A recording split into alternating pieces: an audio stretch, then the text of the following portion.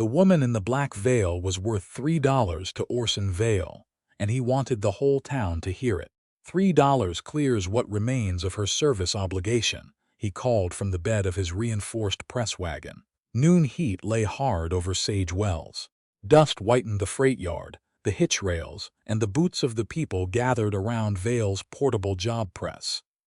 Ink tins clicked against one another beneath the canvas roof. A small brazier burned near the rear wheel. On the platform, the veiled woman stood with her wrists tied in front of her. The rope had been arranged to look loose from the street. It was not. Red grooves circled both wrists, and one had begun to bleed where the fibers rubbed. Jonah Kincaid had come to town for 2 ranch horses from the livery. He stopped before reaching the hitch rail. Burke Sayer stood beside the wagon in his constable's coat, one thumb tucked behind his belt. His presence gave the spectacle the shape of law without supplying any of its substance. "You heard, Mr. Vale," Burke said, "a lawful transfer of unpaid service debt." Vale lifted a printed sheet high enough for the crowd to see the seal-like ornament at its top, signed, witnessed, and proper. The woman did not bow her head. The black veil covered her face to the chin, but it did not hide the split at one corner of her mouth. Nor did it hide how carefully she held herself upright. A thick-set camp contractor near the wagon reached inside his vest. Jonah had seen him drinking with Vale before sunrise. That told him enough. "I'll take the obligation," the contractor said. Vale smiled. Jonah stepped between them and laid $3 silver on the wagon's edge. The coins struck wood one by one, hard, bright, final. The contractor scowled. "I spoke first. You reached second," Jonah said. Vale studied Jonah's sun-faded shirt, worn gun belt, and boots marked by ranch dust. Nothing about him suggested money beyond wages. Nothing suggested influence. That was likely why Vale's smile returned. "Your concern now, Kincaid." He swept up the coins and handed Jonah the printed paper. "Once the bill passes, she passes with it." Jonah read only enough to see that a name had been obscured beneath a smear of ink and that the lower paragraph sat crooked under the upper lines. He turned toward the woman. He did not climb onto the wagon. He did not move close enough to touch her. "What do you want done with this?" Her veiled face lifted. Vale's smile vanished. The crowd had expected bargaining. The woman had expected another order. Instead, a question stood between them. "What did you say?" she asked. Her voice was rough with thirst, but steady. Jonah held the paper where she could see it. "It has your mark on it. What do you want done with it?" Vale stepped forward. "Do not be a fool. That document is binding." The woman never turned toward him. "Tear it where he can watch." Jonah folded the paper once and ripped it through the center. Vale lunged down from the wagon. Burke caught his sleeve, perhaps remembering how many witnesses stood nearby. Jonah tore each half again, then again, until the paper hung in narrow strips from his hand. The woman's shoulders lowered by a fraction. "The brazier," she said. Jonah glanced toward the fire. "You are certain?" "I have been certain for 6 days." He crossed to the rear of the wagon, dropped every strip into the flame, and waited. The paper curled, ink blistered. One white corner blackened, glowed red, and collapsed into ash. Jonah stayed there until nothing remained worth saving. Vale came off the wagon so fast, the springs groaned. That was company property. Jonah faced him. "Then you should have kept it." Burke stepped between them. "You paid the debt. The woman is your responsibility now." Jonah looked at him. "No," a murmur moved through the yard. Burke's hand settled nearer his revolver. "No?" Jonah turned back to the platform. "Do you want to leave here?" The woman's tied hands tightened. "Yes, with me, until we are beyond his reach." "That is not the same answer." "It is the answer I have." Jonah accepted it. He drew his knife and held it out with the handle toward her. "You can cut the rope, or I can, your choice." She stared at the knife, then at him through the veil. After a breath, she took it. Her fingers trembled from exhaustion as she worked the blade beneath the rope. The cord parted. She handed the knife back without touching his skin. Jonah stepped down from the wagon and left her room to follow. One boot found the step. The other slipped. His hands rose but stopped short of her. She caught the sideboard and steadied herself. Vale laughed once. "You will learn. She is more burden than she is worth." The woman turned toward him. The veil hid her expression but not the force of her attention. You set my worth at $3, she said. That tells them more about you than it does about me. No one cheered. A merchant near the livery lowered his eyes. Two boys edged away from the wagon. The camp contractor spat into the dust. Jonah led out the quieter of the two livery horses, a gray mare trained to nervous riders. He placed the reins across the saddle horn and stepped back. Can you mount? Yes. The first attempt failed. Her knees weakened when she put weight into the stirrup. Jonah moved to the mare's head, not to the woman's waist. He held the bridle and waited. On the second attempt, she pulled herself into the saddle. She took the reins without looking down at him. Vale came close enough for Jonah to smell whiskey beneath the ink on his clothes. Paper is not the only thing I own, Kincaid. At that, the woman's right hand rose to the lower hem of her veil. The fabric there was thicker than the rest. 6 stitches ran along one side, tighter and newer than the original seam, Jonah noticed. He gave no sign. Then keep count of what you still have, he said. You are losing things. Burke followed them to the edge of the yard. You take her out of Sage Wells, you may be interfering with a lawful complaint. Jonah took the second horse's reins. Bring a signed warrant to Mourning Dove Ranch. You telling me where to find her, I am telling you where to find me. They left at a walk. Jonah stayed on foot beside the gray mare until the freight yard disappeared behind adobe walls and mesquite. Only then did he mount the second horse. The road north stretched 14 dry miles toward Mourning Dove Ranch. Heat shimmered above the ground. The woman rode stiffly, one hand on the horn, the other never far from the heavy hem of the veil. Jonah did not ask what it concealed. Not yet. A mile beyond town, he said. I should know what to call you. She kept her covered face toward the road. I will tell you, when I know the paper calling me a thief has not reached your ranch first. By the time Mourning Dove Ranch appeared below the last rise, Etta could no longer hide what the road was doing to her. She still sat straight on the gray mare, but each step traveled through her wrists and pulled at the split in her lower lip. The September sun had begun to sink behind the dry Arizona hills, turning the grass copper and the adobe ranch house the color of old clay. A windmill turned above the corrals with a tired metal complaint. Jonah kept the pace slower than either horse required. He did not apologize for it. Etta studied the ranch through the black veil. Who owns this place? Almira Prentice. You work for her? I ride rough horses, night herd when cattle are moving. Whatever earns the wage. Not your ranch, then. No. Her hand eased on the reins, only a little. Jonah noticed because he had spent years watching horses decide whether a man meant harm. People made the same decisions. They were simply better at hiding them. Almira came through the kitchen door before they reached the hitch rail. She was broad-shouldered, with silver running through dark hair and flour on one sleeve. Her gaze went first to Jonah, then to Etta, then to the raw circles around Etta's wrists. Inside, she said. No demand for a story, no alarm for the yard to gather around, just an open door. Etta did not dismount. I am not sick. I did not ask. They may tell you otherwise. Almira took in the veil, then glanced toward the southern road. Men tell me plenty. Most of it is wind. Jonah moved toward the stirrup. Etta turned sharply. He stopped. I was going to steady the horse. Steady her, then. Jonah took the gray mare near the bridle and held her head. He did not reach for Etta's waist. Etta lowered herself from the saddle.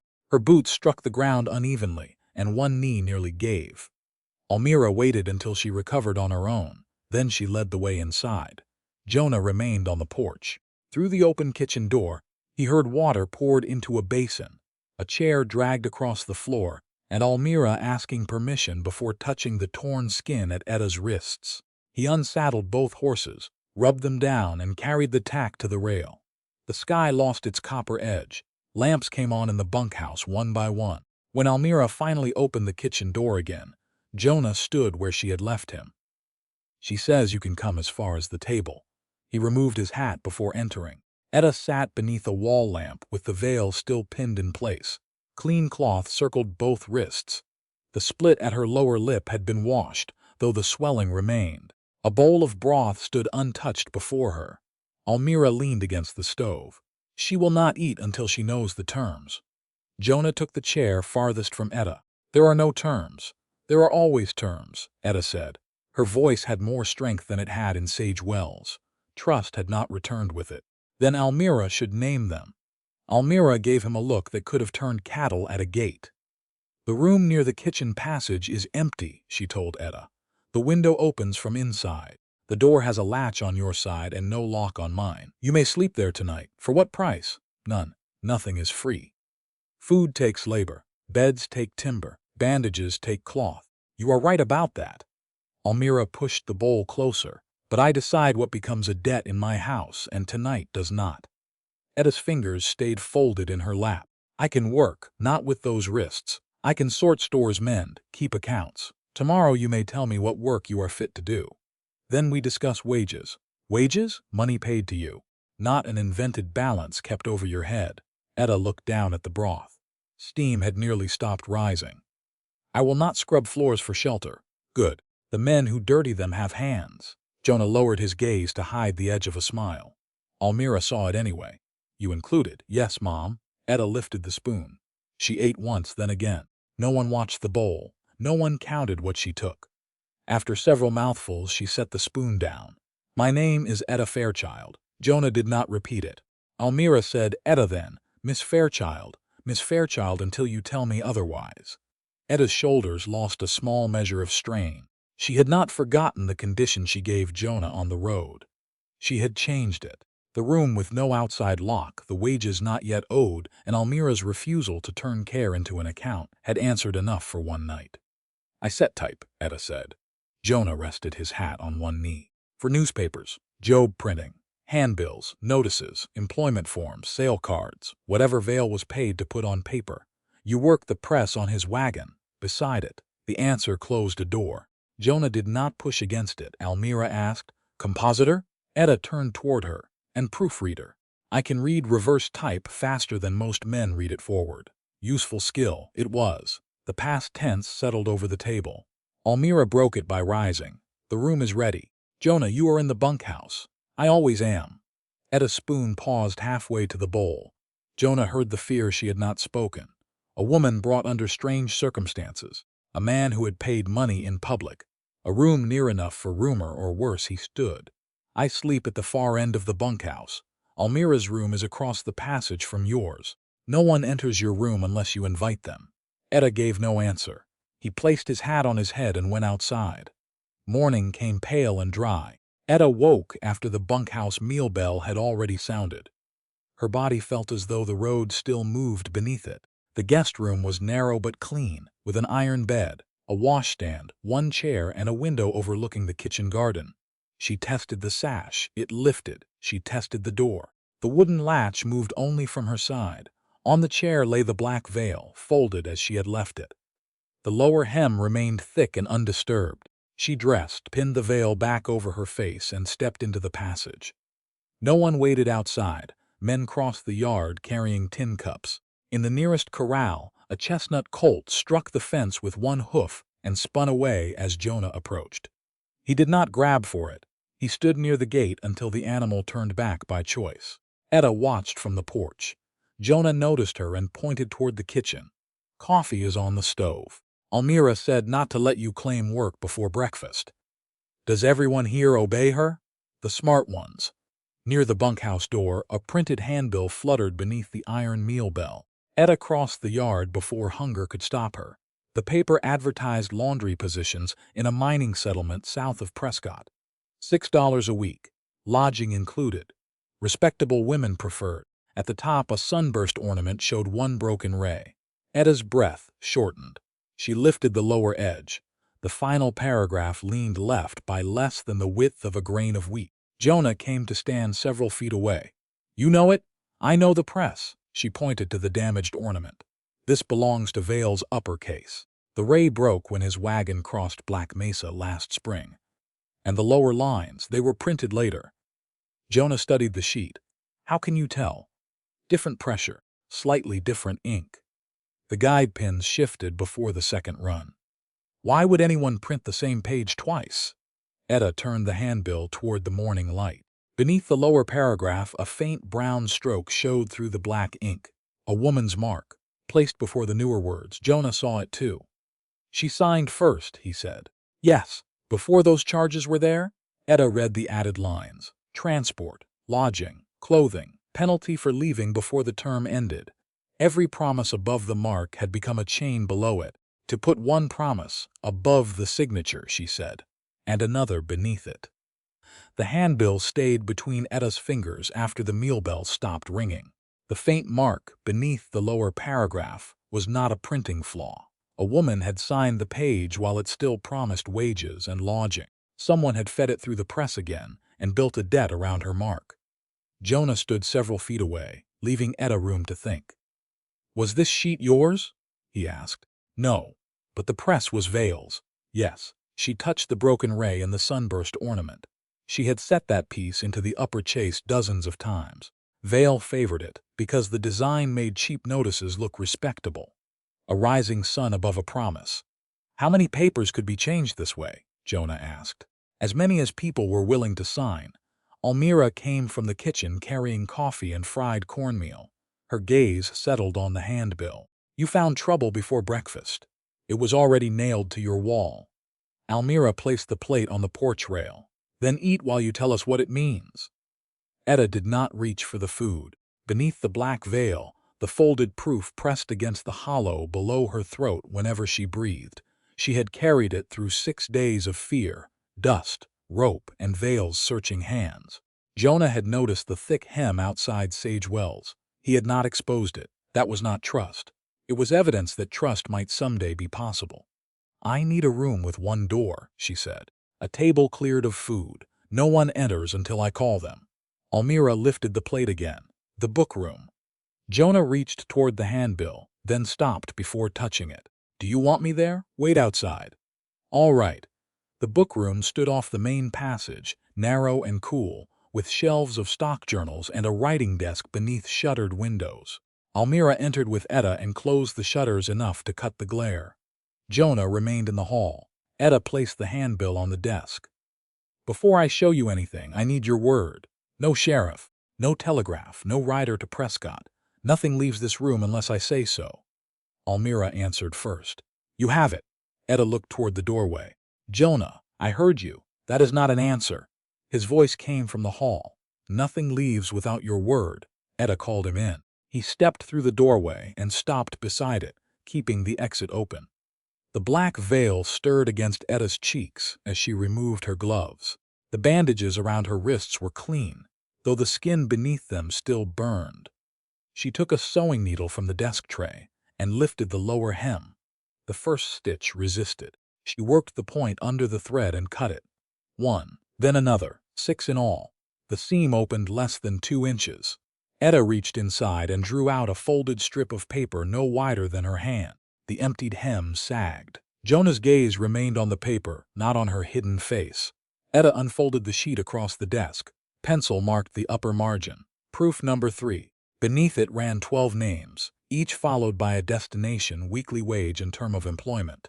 Laundry, kitchen work, sewing, hotel service. Ordinary labor described in ordinary words. The lower half remained blank except for registrations marks near the edges.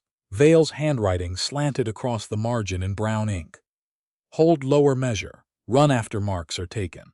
Almira read the instruction twice. "Marks, signatures," Etta said, "or a witnessed cross for someone who cannot write." Jonah moved 1 step closer. The lower measure was left empty until after the marks were taken. Then Vale added the charges: transport, lodging, clothing, penalties for leaving. Whatever sum kept the balance from reaching 0.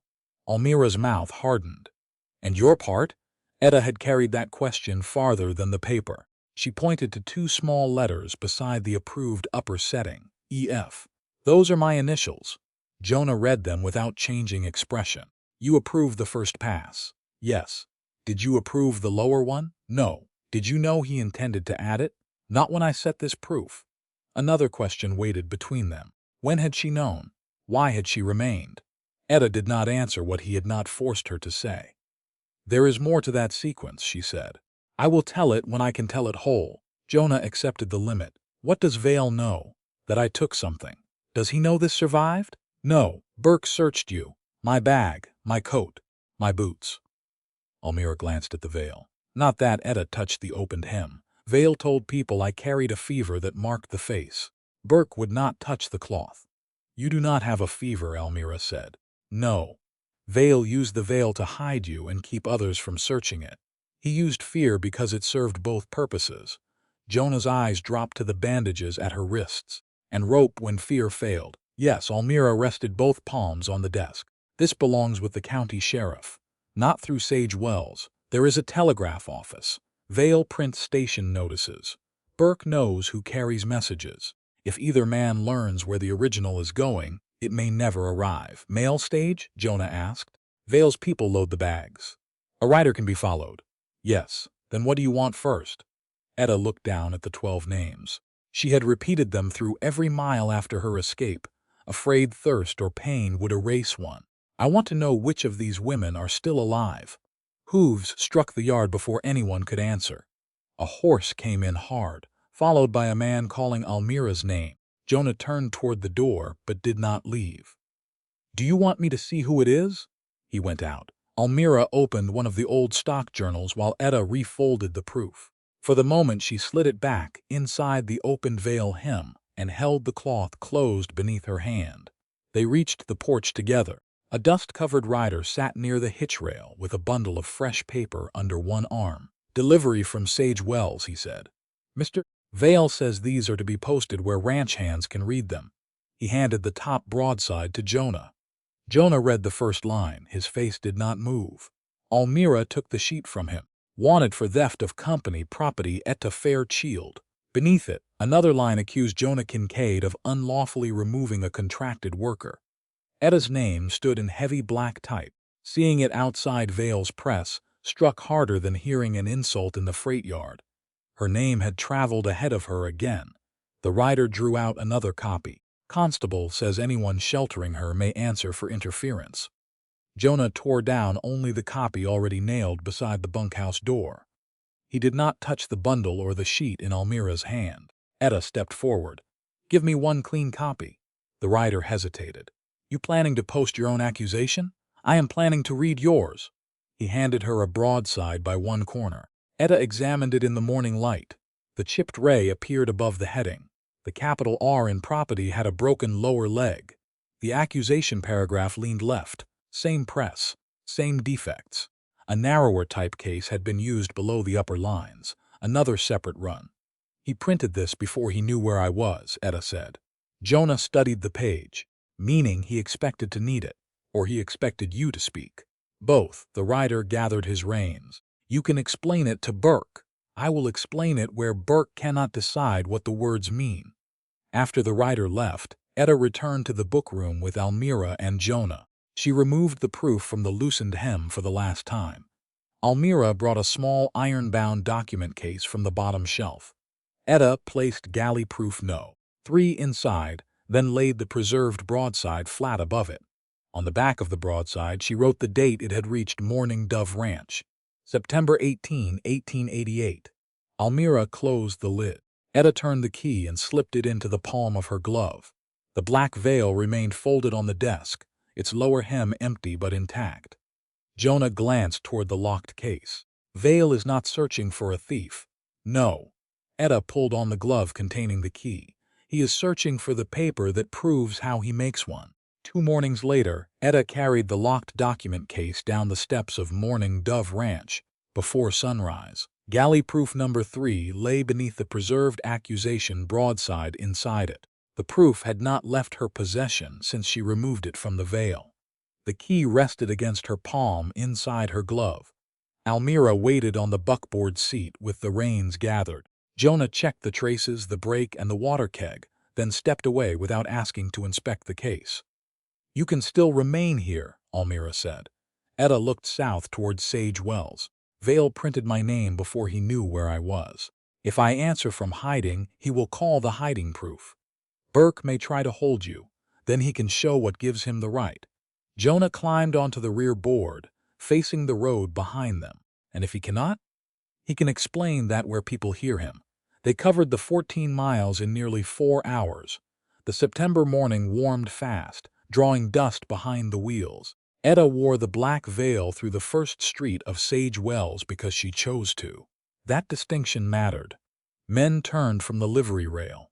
Two women stopped outside the mercantile. A boy pointed before his mother lowered his hand. "That's her," someone said. "The $3 woman." Jonah heard it. His shoulders tightened, but he did not move in front of Etta when she stepped down from the buckboard. Almira took the document case only after Etta handed it to her. Etta kept the key. They crossed toward the newspaper office. Its press sounded through the open window, iron meeting paper in a slow, steady rhythm. Burke Sayer came out of the constable's room before they reached the boardwalk. His coat had been brushed clean. Orson Vale followed from the mercantile shade, carrying another accusation broadside. "Kincaid," Burke called. "You were warned." Jonah stopped several feet to Etta's right. "I heard words. I did not see a warrant." Burke pointed at Etta. "That woman is named in a sworn complaint." Almira set the document case on the buckboard step, but kept one hand on its handle. "Produce the paper ordering her arrest." "A constable does not answer to a ranch widow." "Then answer to the woman you mean to seize." People began gathering without being invited. A saddler came out with an awl still in one hand. The mercantile owner remained in his doorway. A woman carrying flowers stood beneath the newspaper awning and did not leave. Vale raised the broadside. Etta Fairchild stole company property and interfered with lawful contracts. Jonah Kincaid removed her from an unpaid service obligation. The notice is plain. Beneath the veil, Etta felt the healing split in her lip pull when she spoke. "I have read it." Vale's voice softened for the crowd. "Then come without causing another spectacle." He wanted the veil to make her look ashamed. He wanted Jonah's presence to make her look possessed. He wanted Burke's coat to make resistance look criminal. Etta lifted both hands to the pins at her temples. Jonah remained where he was. Almira did not help. Etta removed the veil herself. Warm air touched her face. The street saw the fading bruise along one cheek, the yellowing marks at her wrists, and the woman Vale had hidden beneath black cloth. The newspaper editor opened his door. He was narrow, gray-whiskered, and stained with ink along 3 fingers. "Fairchild," he said. "Etta Fairchild." The mercantile owner shifted. "You worked Vale's press." "I did." Vale's mouth curved. He thought the admission belonged to him. Etta held out her hand to Almira. Almira gave her the document case. Etta unlocked it with the key from her glove and removed only the preserved accusation broadside. Galley proof number 3 remained inside. She locked the case again before handing it back. "This notice reached Mourning Dove Ranch on September 18th, Etta said. "I marked the date on the reverse when it arrived." She read the accusation aloud. "Theft of company property, interference with contracts, flight to avoid repayment." The words sounded heavier in public than they had in the bookroom. When she finished, she raised the sheet so the crowd could see the ornament at its top. "This was printed on Mr. Vale's press." Vale spread his hands. "My name is beneath it. Your name is not what identifies the machine." Etta pointed to the sunburst. "The right ray is chipped. It broke when the wagon crossed Black Mesa last spring." She moved her finger to the word property. "The lower leg of this capital R is worn away." Then she indicated the accusation paragraph. "These lines lean left because the guide shifted before a second run." The editor came down the steps and took the broadside by its clean edge. He held it toward the light. "She is right about the R. A worn letter proves nothing," Vale said. "Alone, no," Etta replied. "The ornament identifies the press. The shifted lower paragraph tells how the page was printed. Different facts. Stronger together." Burke moved nearer. "Printer's talk does not answer theft. Neither does a private complaint answer my request for a warrant. You think you can hide behind trade language. I am standing in the street." A few people glanced at Burke's empty hands. The woman with the flower asked, "Did you print the labor forms?" The question cut through every technical word. Jonah did not answer. Almira did not soften it. Etta faced the woman. The crowd changed around that single word. The saddler frowned. The merchant lowered his chin. One man near Vale gave a satisfied laugh. Vale stepped forward. "There. You have heard her confess. You have heard one fact," Etta said. "You have not heard the order in which the others happened." Burke reached for her arm. Jonah moved one step. No weapon, no threat. His body entered the space Burke intended to use, but Etta raised her own hand before either man touched the other. Show me the warrant. Burke's jaw hardened. Vale filed a sworn complaint. Show me the signed paper authorizing you to take me. I am constable in Sage Wells. Then it should be simple. She turned enough that the witnesses could see his hands. Which justice signed it? Burke looked toward Vale. The glance lasted less than a second. It was enough. Almira rested her palm on the locked document case. Anything inside this box goes to county authority, not to a private printer and not to a constable without process. Vale's eyes fixed on the case. For the first time since Etta entered town, his confidence slipped. He did not know whether the proof was inside. He only knew something was. The newspaper editor examined the broadside again. You said the lower paragraph was printed separately. Yes. Can you show that on a press? If the press is sound. He glanced through his open door at the black iron machine near the rear window. Mine is, Vale laughed. You would let an accused thief handle your type. After closing, the editor said, with witnesses, she will damage it. Then remain outside the workroom and watch through the window. Etta handed the preserved broadside back to the editor. Keep it flat. Do not fold it again. He carried it inside and laid it on a cabinet beneath a clean sheet of paper. It would remain there until county authority could take custody. The crowd began to separate, but not into believers and enemies as neatly as Vale would have preferred. 2 men stayed near him. The woman with the flower remained beside the newspaper steps. The merchant went back inside without meeting Etta's eyes. No one apologized. Etta had not come for apology. Jonah lifted the black veil from where she had placed it on the buckboard rail. He held it out without raising it toward her face. Do you want this? Etta considered the cloth that had concealed her, protected the proof, and allowed Vale to erase her features from public memory. Fold it. Jonah folded it once lengthwise, then across he returned it. Their fingers did not touch. You knew my initials were on the proof, she said. Yes. You still did not answer when she asked whether I printed the forms. It was your answer. Most men think standing beside a woman means speaking first. Most men are loud. The editor called from inside. Miss Fairchild, I locked the front door at sundown. Etta tucked the folded veil beneath her arm and entered the newspaper office uncovered. Metal type filled shallow cases along one wall. The press stood near the rear window, polished where years of hands had worked its lever. Ink, oil, paper dust, familiar things, dangerous things. Almira placed the locked document case on a table and stood beside it. Jonah remained near the far wall. Vale's outline appeared beyond the window glass. The editor set a blank sheet on the feedboard. What do you require? Scrap stock. A blank lower form. Enough type for 2 short settings. Etta selected a composing stick and began placing letters backward. Her bandaged wrist slowed her, but the letters entered the line without error. The editor watched her spacing. Jonah watched her hands. Make a mark here, Etta told him, indicating the lower portion of the blank sheet. One you would recognize. He took the pencil and drew a short diagonal slash. Etta set the page against the press guides. Then she laid her hand on the iron handle. Now, she said, I will show you how a promise becomes a prison. The press handle came down beneath Etta's hand, and the iron frame answered with a solid mechanical thud. When she raised it again, a simple employment promise stood above Jonah's diagonal mark. $6 a week. Lodging included. 3 months of service. Nothing below the mark. No charge for transport. No penalty for leaving. No debt waiting in the empty space. The newspaper editor leaned closer. Almira remained beside the locked document case. Jonah stood across the table, where Etta could see both his hands. Outside the rear window, Vale's shadow moved along the boardwalk but did not enter. That is the first pass, Etta said. The page a woman believes she signed. She lifted the sheet by its edges and laid it flat to dry.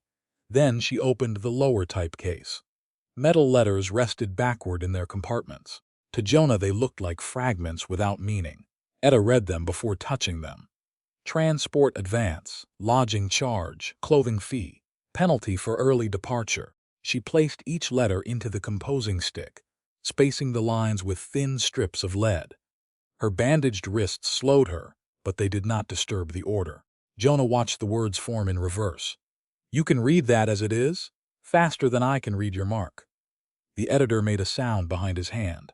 Jonah glanced at the short slash he had drawn. That is not a difficult victory. Etta almost smiled. The expression never fully reached her mouth, but the tension in the room eased for one breath. She transferred the lines into the lower form and tightened them inside the chase. The editor handed her the quon key. "My lower guide pin is worn loose," he said. "Has for half a year. Then it will show the shift." Vale spoke through the window. "Show what?" No one answered him. Etta set Jonah's marked sheet against the guides a second time. His slash remained visible near the bottom. She rolled fresh ink over the lower type, checked the paper's edge, and drew the handle down. Iron met paper. The rollers turned. When the platen opened, det words surrounded Jonah's existing mark. Transport above it, lodging beside it, a penalty beneath it. The lower lines leaned left by less than the width of a grain of wheat, because the worn guide pin had shifted the sheet. Jonah did not pick it up until Etta nodded. "My mark stayed where I put it." "Yes, but anyone seeing this later would think I agreed to every line." "That is the point." Almira read the charges. 1 month's wages gone before the first day of work. More if Vale chose to add another fee. The editor laid the Mourning Dove handbill beside the demonstration sheet. Both lower paragraphs leaned left. "Same kind of shift," he said. "Not proof of the same machine." "No," Etta replied. "The chipped sunburst and worn R identify Vale's press. The shifted lower paragraph shows a second run. Different clues, stronger together." Jonah looked toward the locked document case, and the proof inside that box shows the lower space was blank before the marks were taken. Etta's fingers stopped on the quon key. He had followed the sequence. Not merely the words. Yes, the editor touched the edge of the demonstration sheet. "This page proves the method can be done." "It does not prove Vale used it on every agreement," Etta said. "For that we need original papers, the first proof, and the lower type he used, which he may melt. If he knows county authority is coming, he will." Outside, Vale stepped away from the window. His boots crossed the boardwalk and stopped. Another set of steps approached from the front, fast. The editor had locked the door, but someone struck it with an open palm. "Let me in," a woman's voice. The editor hesitated. Etta recognized it before he reached the latch. Martha Bell entered carrying a laundry basket against one hip. Her hands were red from soap and heat. A damp man's shirt hung over the rim. She set the basket down and fixed her eyes on Etta's uncovered face. "It is you." Etta knew her, too. 6 days earlier, Martha had stood beside Vale's press wagon in a green bonnet and asked whether $6 a week would be enough to send money home. Etta had said yes. She had believed the first page then. "Martha Bell," Etta said. Martha crossed the room and stopped beside the altered demonstration sheet. "You were there when I made my mark." "Yes, you set the words. The first ones." Martha looked at Jonah's slash trapped beneath the fresh det. "And these? Not on your paper while I was watching. While you were watching." The phrase struck harder than a shout. Jonah shifted his weight but did not move closer. Martha turned on him. "Did she tell you that? She told me her initials were on the first proof." "That is not what I asked." "Then ask her." Etta felt Vale's attention through the window even though his shadow had disappeared. The editor waited. Almira guarded the document case. Every person in the room wanted the same answer for a different reason. Martha faced Etta again. "I signed for laundry work. $6 a week, lodging included. 3 months. I remember. The next morning they showed me a paper saying I owed for transport, clothes, and a bed I had not slept in yet." Her hands tightened against her skirt. "I said those words were not there. Burke told me a mark was a mark." Etta looked down at Jonah's demonstration sheet. He knew. "He stood beside Vale when I made it." Martha's voice dropped. "When did you know?" Etta could answer with a number. The number had lived beneath every other thought since she reached Mourning Dove. But Vale could still be outside. The editor was listening. The whole town had already taken fragments of her story and arranged them into whatever shape served them. "I will answer you," Etta said. "Not through that window." Martha laughed once without humor. "Privacy did not help me." "No." Etta kept her voice level. "It helped him." That slowed Martha, though it did not soften her. 2 women stopped appearing in public after you began asking questions. Alice Ward and Ruth Hanley. One day they carried water near the boarding house. The next, the shutters stayed closed. Etta's hand tightened around the press table. Are they still in Sage Wells? I saw Alice yesterday behind Vale's wagon. Ruth has not been outside. Did Vale say where they were going? Hotel work near Prescott. The same promise, the same clean first page. Jonah remained where he was. He did not tell Martha Etta had suffered too. He did not use the rope marks or the veil to buy forgiveness for her. Martha pointed at the demonstration sheet. How many days did it take you to understand what this was? Martha, the editor said, Vale may be listening. Let him. I will answer, Etta said, but I will answer in full. How long? Etta's mouth went dry. Jonah's gaze stayed on her, not on Martha, not on the door. He did not rescue her from the truth, protection without denial, loyalty without a lie. It hurt more than easy reassurance would have. It was worth more too. Not here, Etta said. Martha lifted her basket. 2 women are hidden behind closed shutters while you choose the right room.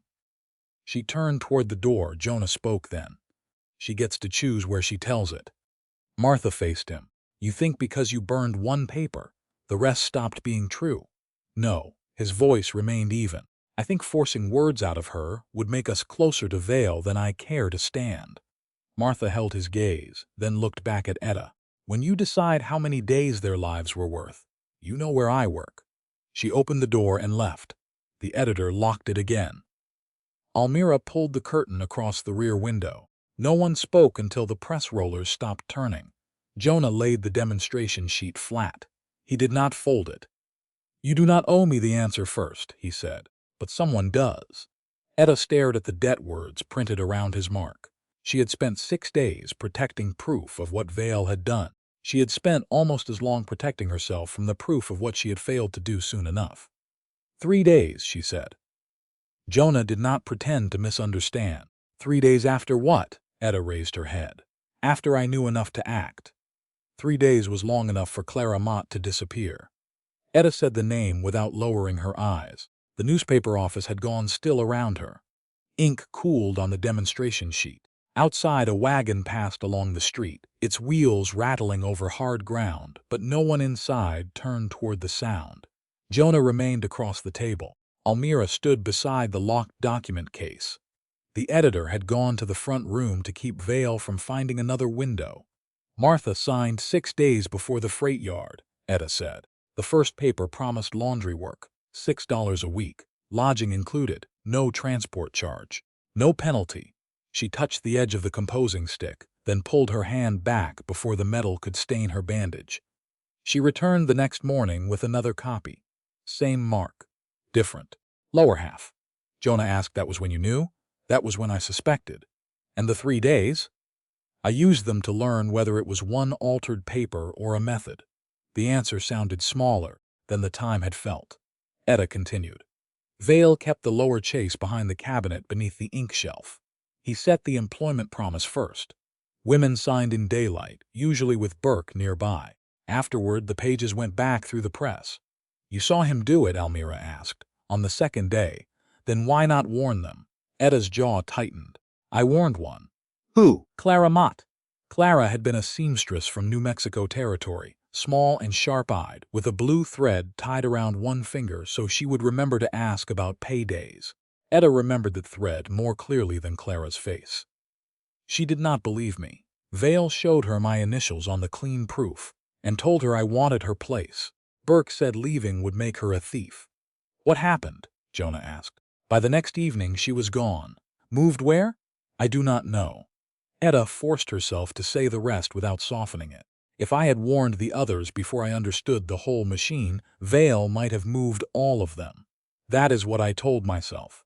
I wanted the lower chase. I wanted proof no one could dismiss as a frightened woman's word. Almira's expression did not excuse her. And while you gathered it, Clara was taken. Yes. Jonah's gaze stayed steady. Vale built the trap. Yes. You waited 3 days after you knew enough to act. Yes. Both can be true. The words did not absolve her. That was why Etta could bear them. Easy comfort would have turned Clara into a price someone else paid for Etta's peace. Jonah gave her no such bargain. What did you do during those days? He asked. I put marks in the papers. She drew a small dot on the margin of the demonstration sheet, then placed another backward beside it. Not where Vale would see them while the type was in the chase. Reversed dots near the lower edge. After the second run, they appeared in the margin. If an altered agreement surfaced, I could identify the first setting. And the names, Almira asked. I copied them from galley proof number 312 names, wages, destinations. I took the proof on the third night. Then you ran. Before dawn, Vale caught you. Etta nodded. Burke did. 2 miles south of Sage Wells, he took my bag, my coat, and my boots. Vale kept me in the wagon until the freight yard sale. Jonah's hands closed against the table edge, then released. No threat, no promise of blood, only control. Why keep the proof in the veil? Because Vale invented the veil. He told people I carried a disease that marked the face. He made the cloth into a warning. I made it carry something else. The editor returned from the front room. Vale is gone. Burke too. For now, Almira said. Etta looked at the demonstration sheet. Det words surrounded Jonah's mark, plain and black. Martha deserves the full answer from me. Then give it to her, Jonah said. Not because she forgives you, because it belongs to her. By the afternoon of September 22nd, the heat had thinned enough for travel. Almira left galley proof No. 3 locked in the ranch document case and kept the case in the book room. Etta retained the key inside her glove. She and Jonah rode into Sage Wells without the proof. The black veil remained folded in Etta's saddlebag. Martha worked behind the stage stop, where steam rose from copper wash boilers and wet shirts snapped on lines above the yard. She saw them before they dismounted. You chose the room, she said. Now give me the answer. Etta stood beyond the nearest clothesline. You signed 6 days before the sale. You returned the next morning. I believed you enough to look. I did not believe you enough to warn everyone that hour. Martha's face hardened. That is honest, not kind. Kind would have been earlier. Yes, Etta explained the hidden chase, the 2 runs, the reversed dots, and Clara Mott. She did not call Clara a mistake. Clara had been a woman. Martha listened without interrupting until the end. Then she went inside the laundry shed and returned with a folded agreement wrapped in oilcloth. This is what they gave me back. She placed it on an overturned crate but kept her hand over it. Jonah stopped before reaching for the corner. Etta noticed. He had learned that unfinished words and another person's papers were not his to handle. May I? Etta asked. Martha removed her hand. Etta unfolded the agreement. Martha's cross stood beneath the employment promise. Around it sat the added charges. The lower paragraph leaned left. Near the bottom margin, almost lost beside a rule line, appeared a single reversed dot. Etta touched the paper beside it, not on it. Mine. You marked it before they altered it. Yes. Does that prove I did not agree? It proves this sheet came from a first setting I prepared before the det lines were added. With the original proof in Vale's lower form, it becomes stronger. Martha folded her arms. You have the proof, in a locked case at Mourning Dove, and Vale has the type. For now, Martha studied Jonah. Did she tell you Clara's name? Yes. Did you tell her not to blame herself? No. Why not? Because Clara is not mine to erase. Martha's anger shifted direction, not away from Etta, but no longer entirely against her. Alice was behind Vale's wagon yesterday, she said, carrying water. Etta leaned closer. Alone, Burke stood by the boarding house door. Ruth has not come outside since the shutters closed. Are they free to leave? Ask Vale, and he says they are preparing for hotel work near Prescott. When does the wagon go? He told the liveryman 4 days. A boy crossed the far end of the yard carrying a wooden spoke over one shoulder. Martha nodded toward him. Wheelwright's apprentice. Vale paid extra yesterday. Etta and Jonah followed the boy's route to a low ridge above the western edge of Sage Wells. From there they could see Vale's press wagon behind the boarding house. 2 men worked at the right rear hub. One fresh wheel leaned against a barrel. Another lay flat beneath a canvas. Jonah narrowed his eyes. That axle is carrying too much weight. The press, type, paper, cabinet. More if there is space behind it. Etta remembered the 4 meal tins on Vale's order sheet, though only Alice and Ruth had been named at the boarding house.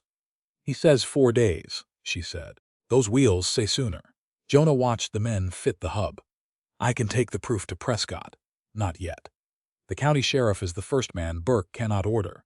And if Alice and Ruth are moved, tonight, Then we lose them while guarding paper. Etta looked toward the shuttered boarding house. One upper curtain moved, then went still. I need to know whether they are alive and whether they can walk out under their own will. Jonah reached toward Martha's folded agreement, which Etta had carried from the laundry only long enough to compare from the ridge. His hand stopped before touching it. You still have her paper. Etta nodded. I return it before we leave. Good. No claim, no assumption, he had remembered. Below them, the wheelwright lifted the new wheel onto the axle. The wagon would soon be ready to move. Etta closed her glove over the key hidden in her palm. The original proof remained safe at Mourning Dove. Alice and Ruth did not. The new broadside made Etta's initials larger than her name, E.F. Filled the lower half of the sheet in black type, each letter tall enough to read from across Sage Wells. Above them, Orson Vale had printed a confession she had never made. Etta Fairchild designed fraudulent contracts, stole company proof, and fled after a wage dispute. By the time she reached the newspaper office on September 24th, 3 copies had already been pasted along the boardwalk. Etta stopped before the first one. Jonah halted beside her without stepping between her and the paper. Almira remained with the buckboard. Martha stood near the stage stop corner, watching who came close enough to read. The broadside used Vale's chipped sunburst at the top. The worn capital R appeared in fraudulent. The lower accusation leaned left. Vale had not changed his method, only the size of the lie. He wants the initials seen before the words are questioned, Etta said. Jonah read the sheet from top to bottom. What do you want done with this one? The question reached backward to the freight yard without repeating it. Jonah did not tear the broadside. He did not cover her initials with his hand. Etta looked through the newspaper window. The preserved accusation broadside from Mourning Dove lay flat beneath clean paper where the editor had kept it. Leave this one where it is, she said. Then put the first beside it. The editor heard her through the open door. You mean the copy dated the 18th? Yes. He carried the preserved sheet outside by its edges and pinned it beside Vale's new broadside. The first accused Etta of stealing company property. The second claimed she had invented the fraud itself. Same press, same sunburst, same wounded R. 2 stories serving the same man. People gathered because the comparison required no speech to understand. Vale emerged from the mercantile carrying a folded paper sealed with red wax. Burke came behind him in his constable's coat. Miss Fairchild, Vale said, as though he had invited her to discuss wages. You keep returning when silence would serve you better. Silence has served you enough. He held out the sealed paper.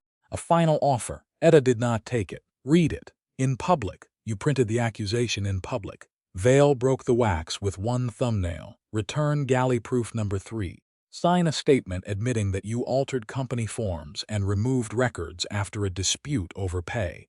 In exchange, I withdraw my complaints against you, Kincaid and Mrs. Prentice. A murmur passed along the boardwalk. Vale had named the proof. He no longer pretended it did not exist. Jonah's attention narrowed, but he did not reach for the paper or answer for Etta. You left someone out, Etta said. Vale folded the offer once. Who? Alice Ward. Ruth Hanley. They are employed. Let me speak to them without you or Burke present. That is not part of the agreement. Then there is no agreement. Burke stepped forward. You are in no position to bargain. Etta turned toward him. Neither were the women whose marks you witnessed before the lower clauses existed. A man near the hitch rail called out, Did you print those first pages or not? Etta knew his voice. He had laughed in the freight yard when Jonah burned the bill. Yes, she said. And did you know the papers were being changed? Not at first. When did you know? Vale watched her with the stillness of a man waiting for a trap to close. Etta could have refused. She could have told the crowd that the question belonged in a room with evidence and ordered statements. But hiding the 3 days now would give Vale another blank space to fill. Martha Bell returned to the wagon after her paper had been altered, Etta said. I believed enough to investigate. I found Vale's lower chase.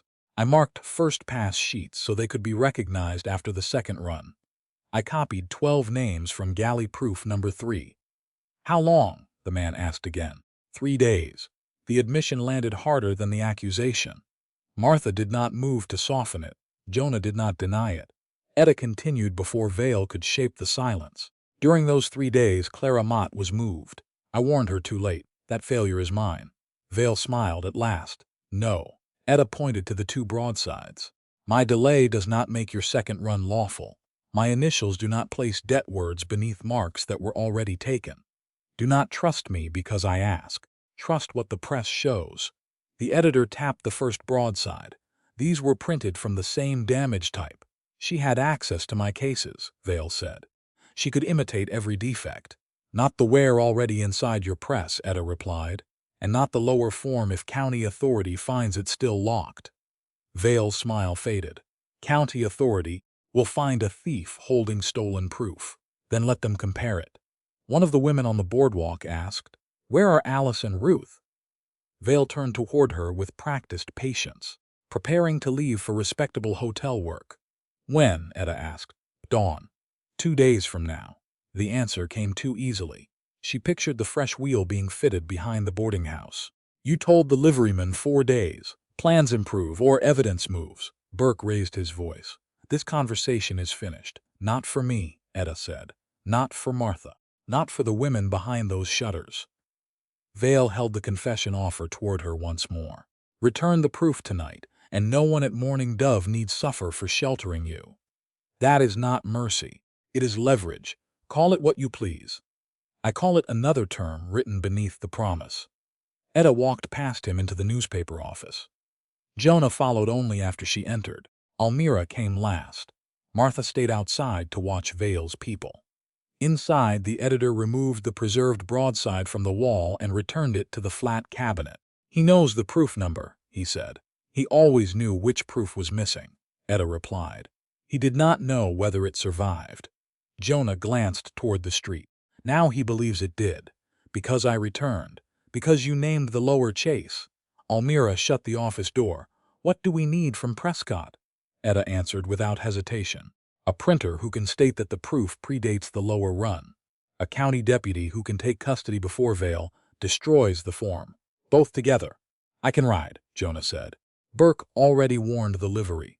I have my own saddle. Your horse cannot carry 42 miles and return at speed without rest. Jonah knew she was right. He considered the remuda at Mourning Dove. Almira's bay can. Almira crossed her arms. He can if no one ruins him proving a point. I won't. Etta looked toward the cabinet where the preserved broadside lay. Sending Jonah meant giving up the only original proof of Vale's written instruction. It meant trusting a man who had known her 9 days with the paper that could restore her name or destroy what remained of it. Worse, it meant remaining in Sage Wells, while Alice and Ruth might be moved. If you go, she said. I stay. I expected that. You do not turn back because Burke searches the ranch. No, you do not turn back if someone says I have been arrested. Jonah's jaw tightened. That depends on who says it. It does not. Etta, the proof matters more than one night in Burke's room. Not to me. The words came low, without ownership. They frightened her more than a grand declaration would have, because she believed them. Then you are the wrong man to carry it. Jonah absorbed that without anger. After a breath, he said, Tell me the route. First Master Printer Holleran in Prescott. He examines the proof in your presence. Then County Sheriff or Deputy. No clerk, no hotel desk, no telegraph from Sage Wells. And after custody, bring back law that can hold Vale. Not you, not a story about how you saved me. Jonah rested both hands on the back of a chair. If that is what you ask, I will finish the route, even if it costs you the chance to return in time. Yes. The answer gave her no comfort. That was what made it a promise. Outside, Burke's voice rose near the livery. A boy came running into the newspaper office. Mr. Sayer says no one is to rent Kincaid a horse. Almira gave a dry laugh. Good thing I do not rent my own animals. They returned to Mourning Dove before dark. The locked document case remained in the bookroom where Almira had left it. Etta still carried the key inside her glove. Jonah waited by the doorway, hat in his hands, while she knelt before the case. One thing, he said. Etta paused. What? I carry that proof only if you place it in my hand. She studied him. Why? Because I will not take the most important thing you own out of a box and call it protection. Etta inserted the key. The lock opened with a small iron click. Inside lay galley-proof No. 3 beneath clean paper, 12 names waiting in black type, Vale's instructions slanting across the margin. Etta lifted the cover sheet. Her fingers stopped at the edge of the proof. Dawn was hours away. Trust was closer than it had been. Not complete, never cheap.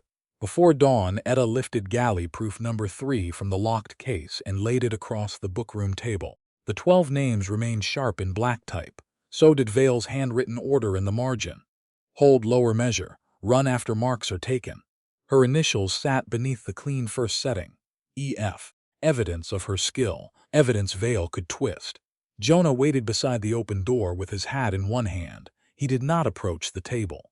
"Read the route back to me," Etta said. "Master Printer Holleran in Prescott first. He examines the proof while I am present. Then I hand it to the county sheriff or a deputy. No clerk, no hotel keeper, no one from Sage Wells, no telegraph from town, no telegraph. And if Burke searches the ranch," Jonah's jaw set. "I continue. If someone tells you I have been taken, I continue." The answer came slower that time. Etta accepted it because he did not pretend the promise cost him nothing. She unfolded the black veil beside the proof.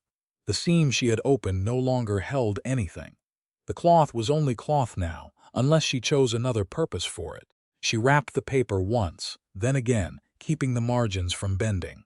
Jonah watched her hands. "You do not open it on the road," she said, "only before Holleran. Yes.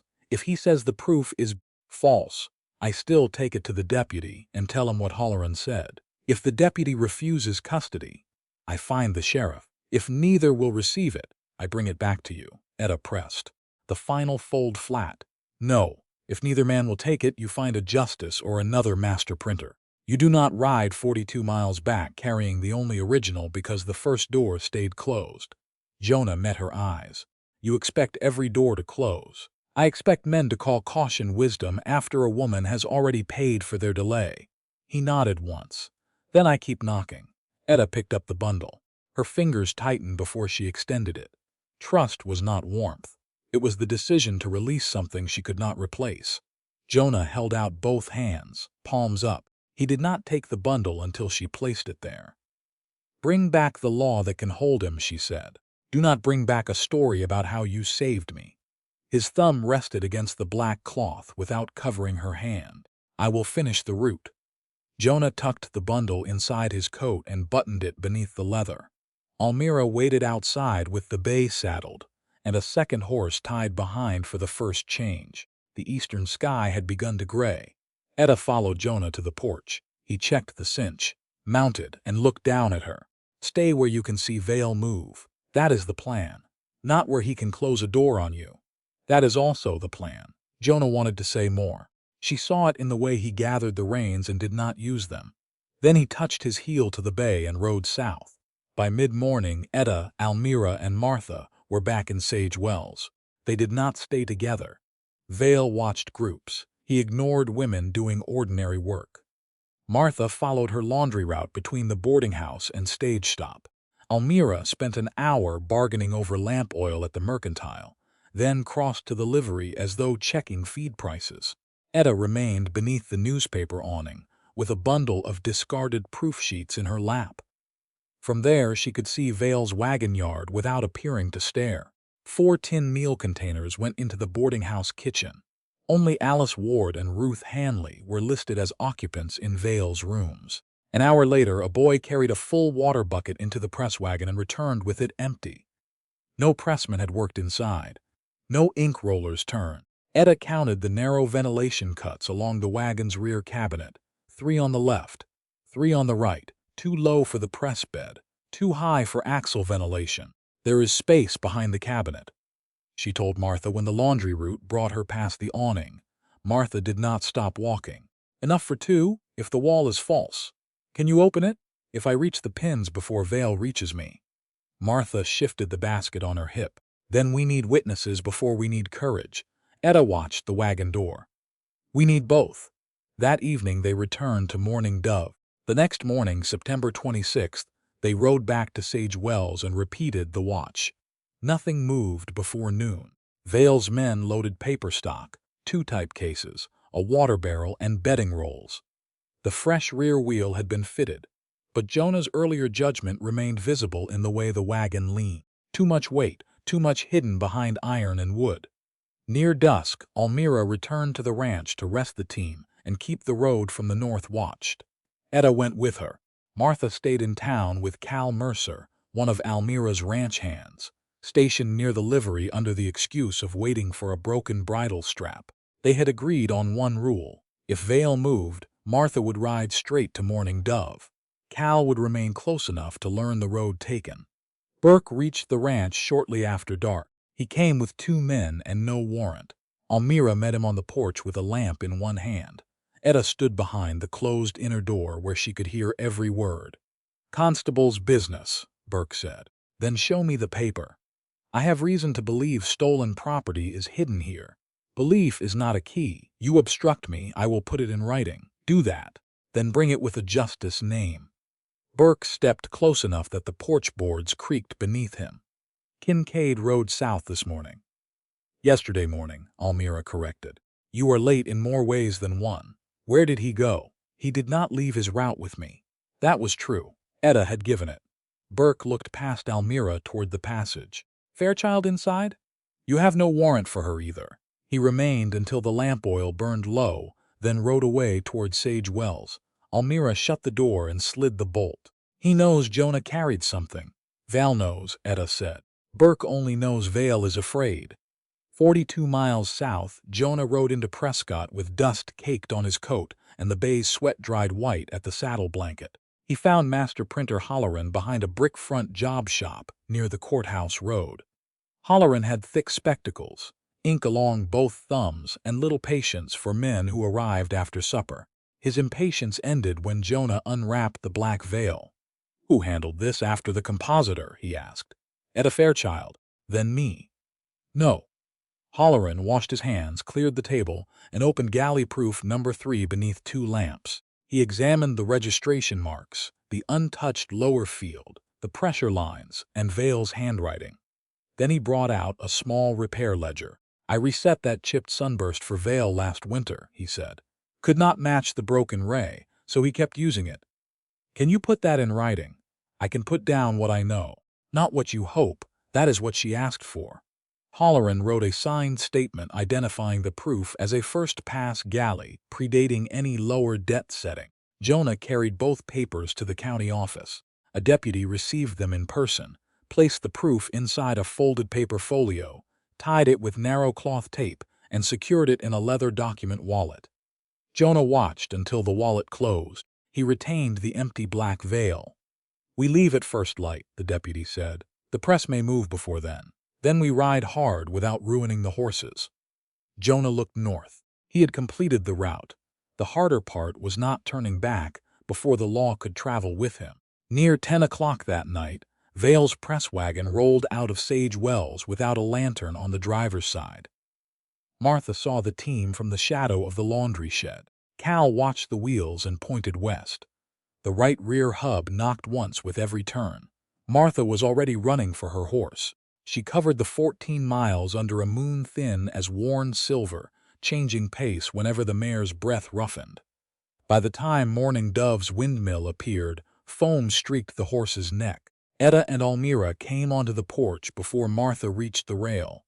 Martha slid from the saddle, caught herself against the post, and forced the words through a dry throat.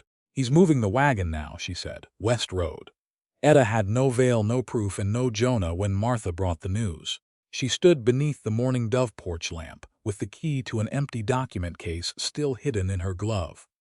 Behind Martha, the mare's breath came rough and wet. 14 miles of night road had left foam along the saddle blanket.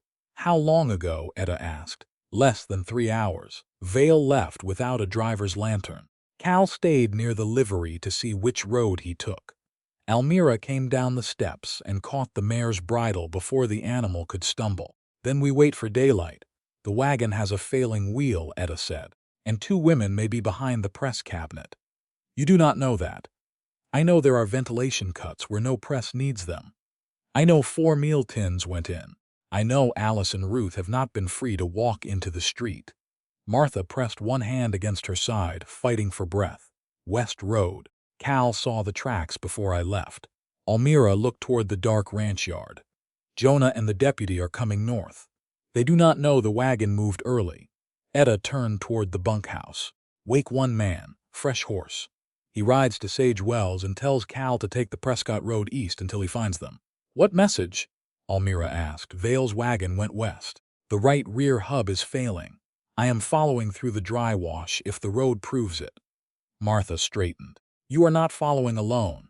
You have just ridden 14 miles. Then give me another horse. Almira's mouth tightened.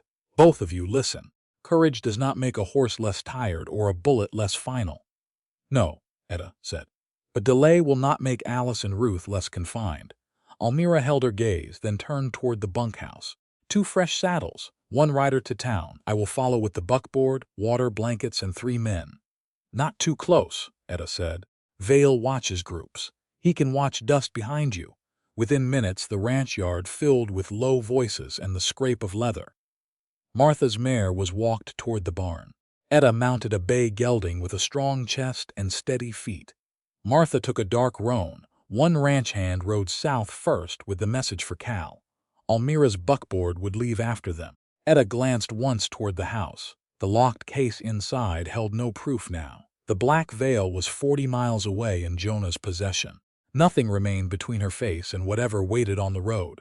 Ready? Martha asked. No, Etta gathered the reins. Go.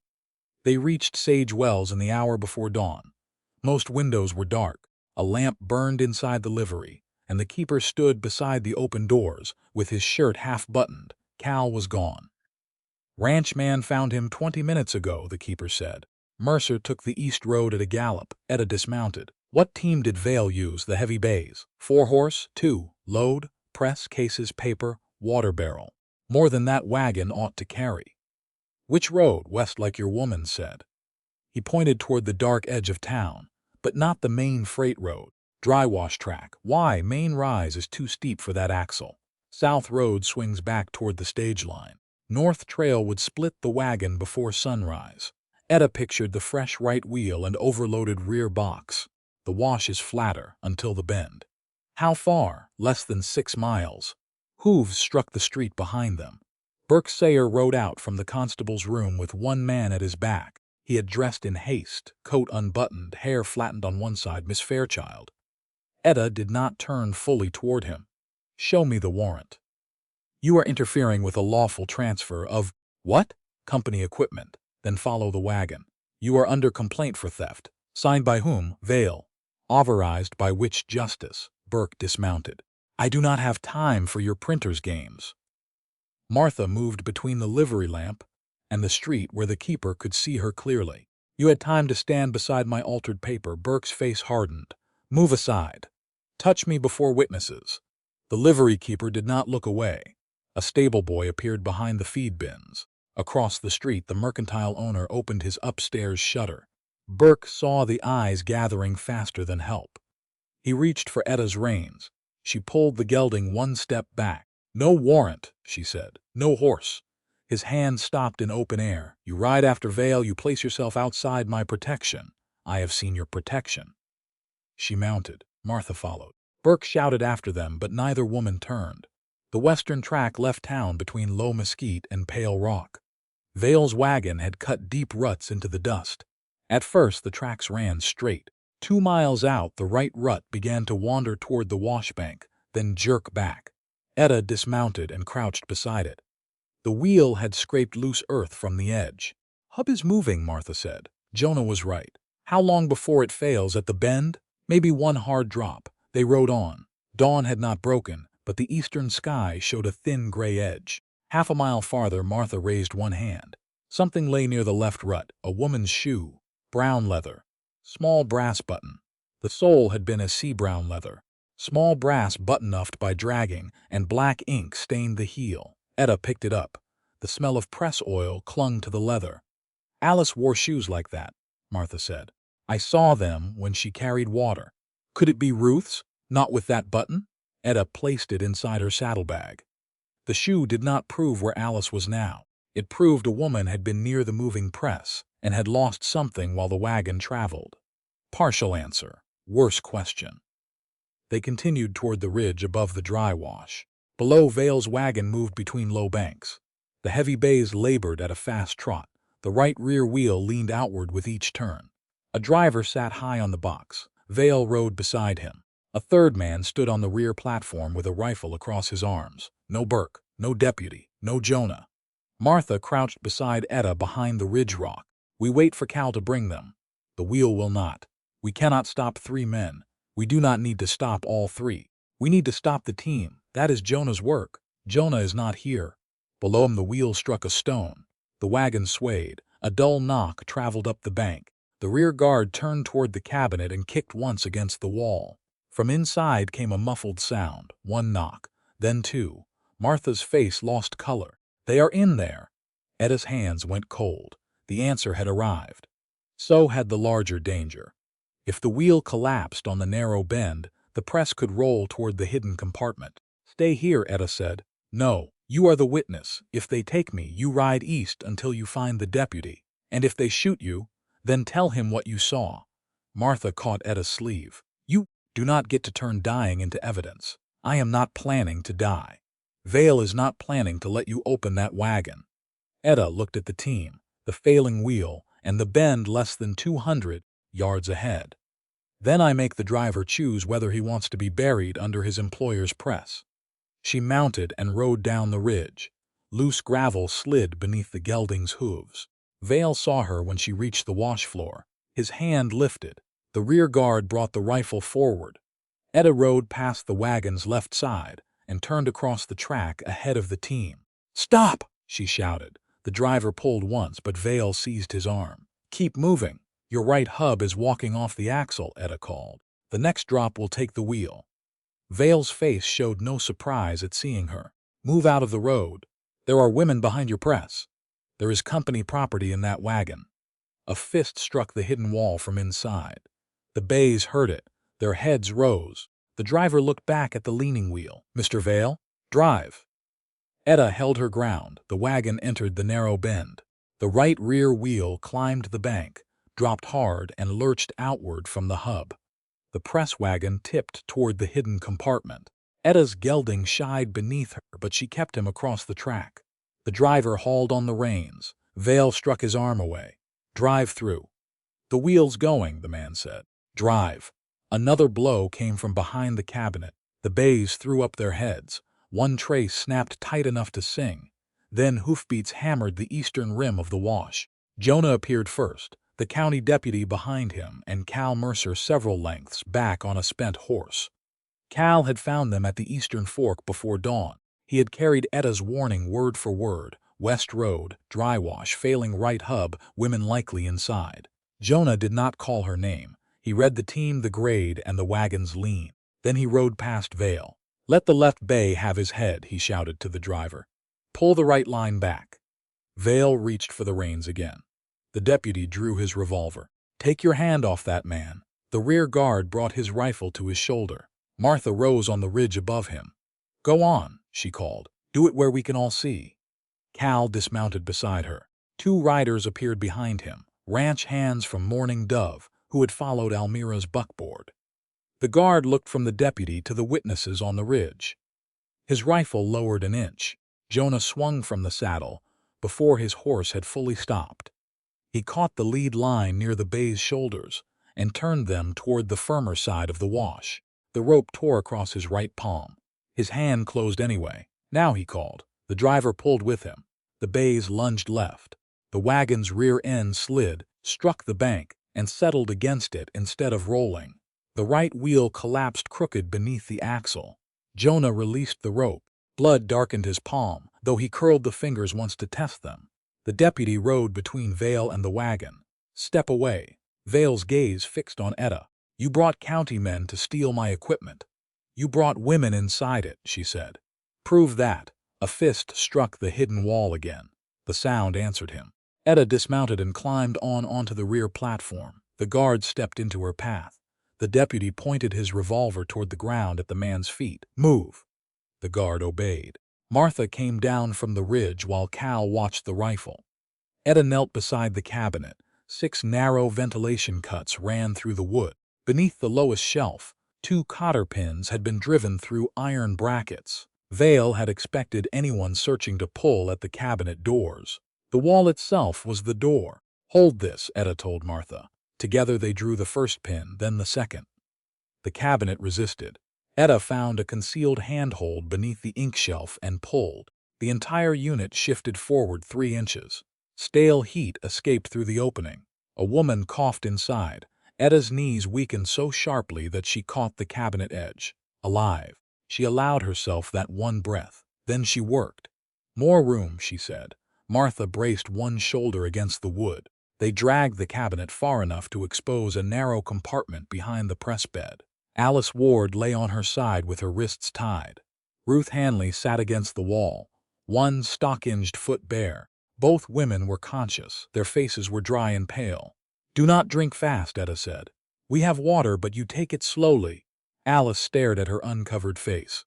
"You came back." "Yes. Vale said you ran because you stole our pay." Vale printed many things. Etta cut the rope at Alice's wrists. Martha freed Ruth. The deputy passed up a canteen, and Martha wet their mouths before allowing small swallows. Ruth's legs cramped when she tried to move. "Do not stand yet," Etta told her.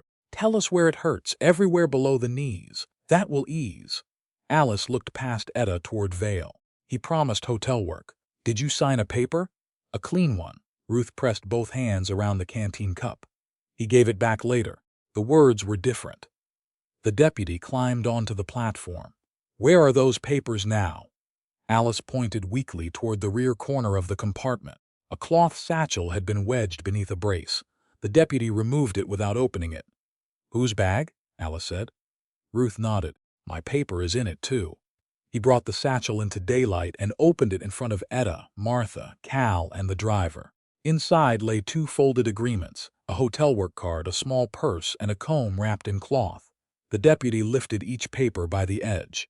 "Alice Ward, the one with the round mark. Ruth Hanley, mine has a cross." Both agreements showed lower debt paragraphs. The deputy read the names and marks aloud, then wrote a short inventory in his notebook. He returned the personal purse and comb to the satchel, but kept the papers separate. "These remain with me until a justice examines them." Vale stepped closer. "Those are company records. They were found with the women you sealed behind a press. For their safety." "From what?" Vale did not answer. Hooves sounded from the eastern road. Burke entered the wash with his coat unbuttoned and dust on his face. "Deputy," he called, "you are outside your business." The county man turned. "This is Yavapai County. I am constable in Sage Wells." "Then you can explain why 2 women were tied inside that wagon." Burke's hand moved toward his revolver. Martha rose on the platform. "Do it," she said.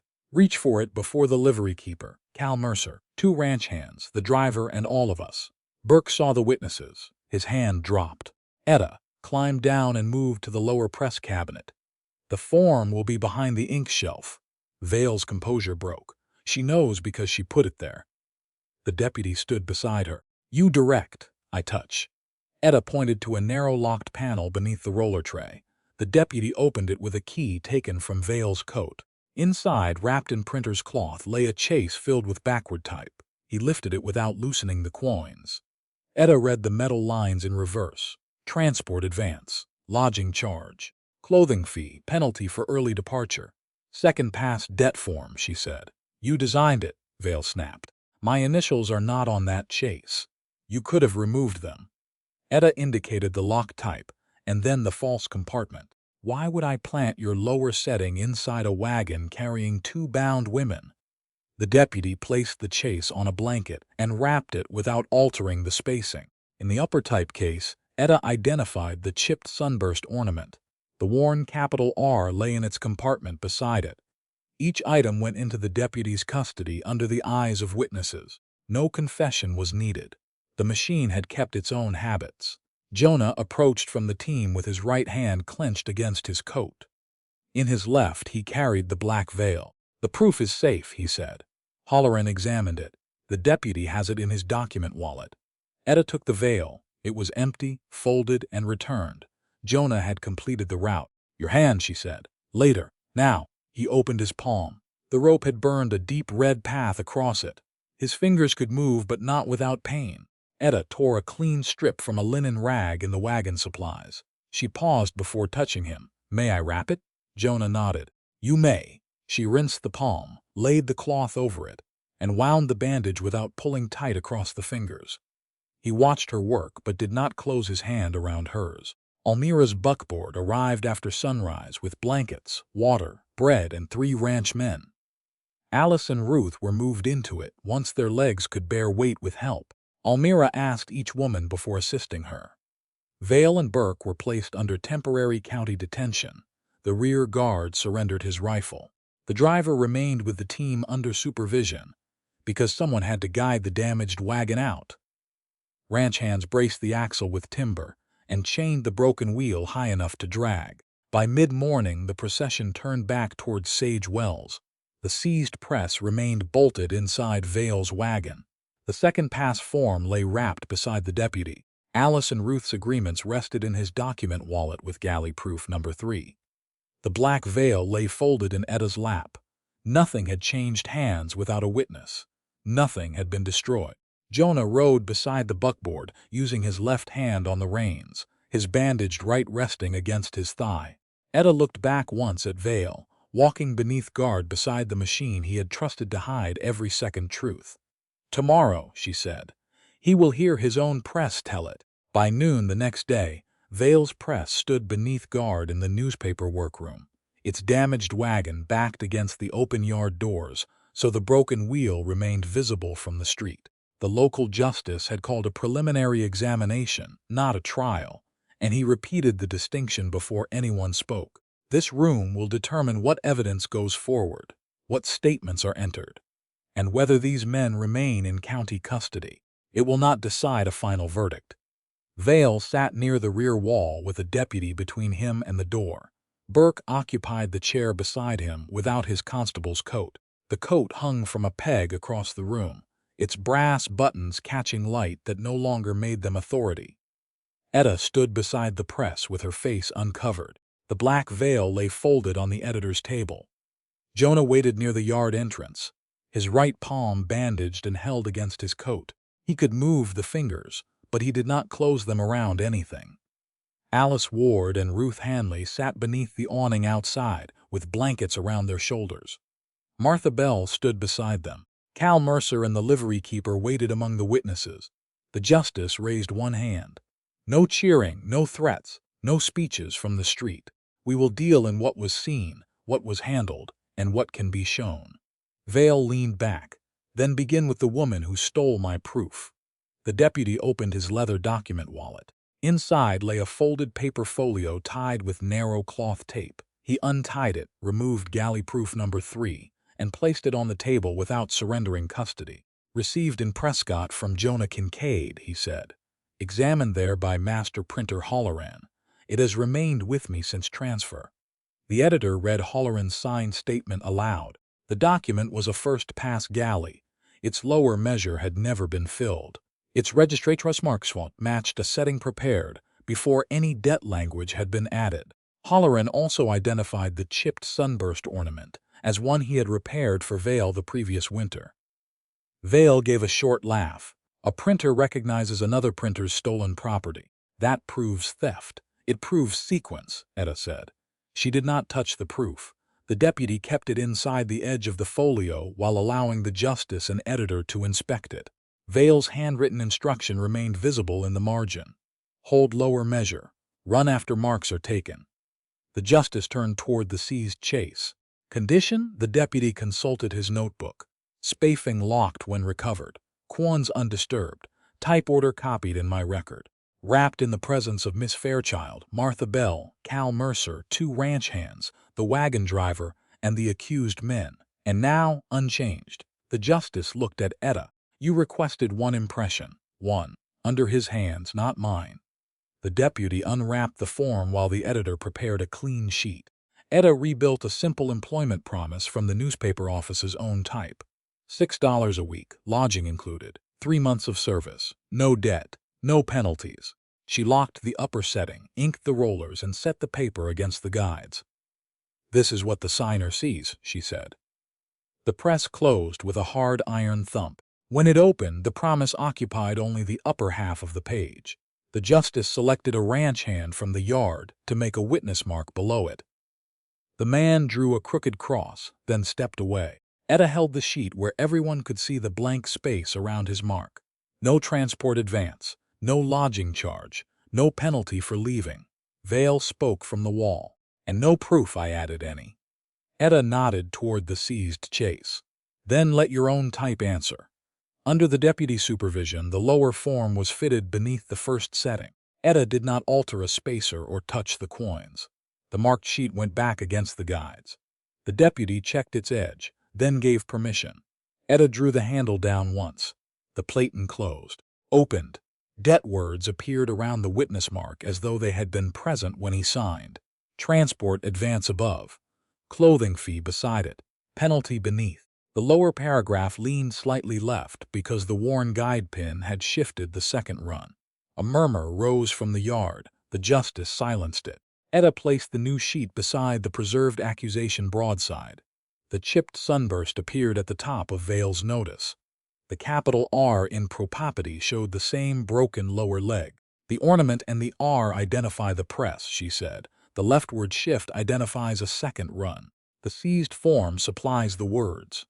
Martha stepped forward carrying her altered agreement in oilcloth. My mark was already there when those charges appeared. She laid it on the table, but kept one finger near the lower margin. Miss Fairchild put this reversed dot into the first setting. The same leftward shift marked the lower paragraph. The deputy accepted the agreement, recorded the transfer, and handed Martha a written receipt. Alice and Ruth were then brought inside one at a time. They were pale but steady enough to speak. The deputy removed their agreements from the document wallet and stated where they had been found. Inside the cloth satchel recovered from the false compartment of Vale's seized wagon. Alice identified the round mark on hers. Ruth identified the cross on hers. Both lower clauses matched the seized form line for line. Ruth faced the justice. He promised hotel work. When I asked why the paper had changed, Burke said my mark still bound me. Burke shifted in his chair. I told her a signed paper carried consequence. Did you read the first version? The justice asked. No. Did you possess a warrant to confine either woman? Burke said nothing. Vale rose. The deputy ordered him to sit. Her initials are on the proof, Vale said. She designed the method. She knew where every pin and cabinet was because she built the trick. Etta placed both hands on the press bed. The iron felt cool beneath her palms. My initials approve the first setting, she said. I did not set the debt clauses. I did not approve them. I did remain 3 days after I knew enough to act. Several faces in the yard turned toward Martha. Etta did not avoid them. During those 3 days, Clara Mott was moved. I warned her too late. That failure belongs to me. Vale smiled as if she had handed him victory. Etta pointed to the margin of galley proof number 3. This does not. The justice read Vale's handwritten instruction again. Hold lower measure. Run after marks are taken. Etta continued. Those are his words. This is his type. That is his ornament. These women were found tied behind his press. Vale turned toward Burke, but Burke would not meet his eyes. Jonah was called next. He stepped forward without using his injured hand. His testimony remained narrow. Vale had displayed Etta beneath a veil in the freight yard. Burke had stood beside the wagon in his constable's coat. Vale had named $3 as the remaining obligation. Jonah had paid before the camp contractor could do so. Vale had handed over a printed bill. Etta had ordered the paper torn and burned. What did you believe you purchased? The justice asked. Nothing human. Yet you paid. I paid $3 to stop what was in front of me. Jonah's voice did not rise. Nothing I paid made her mine. Vale scoffed. Convenient, now that the town is listening. Jonah did not turn toward him. It was true before the paper burned. Etta glanced at the folded veil on the editor's table. He tore one paper, she said. I came back to stop the press that made the rest. No applause followed. Good. Truth did not need to become entertainment to be heard. Cal testified that Etta had sent him east with the wagon's route and the warning about the failing wheel.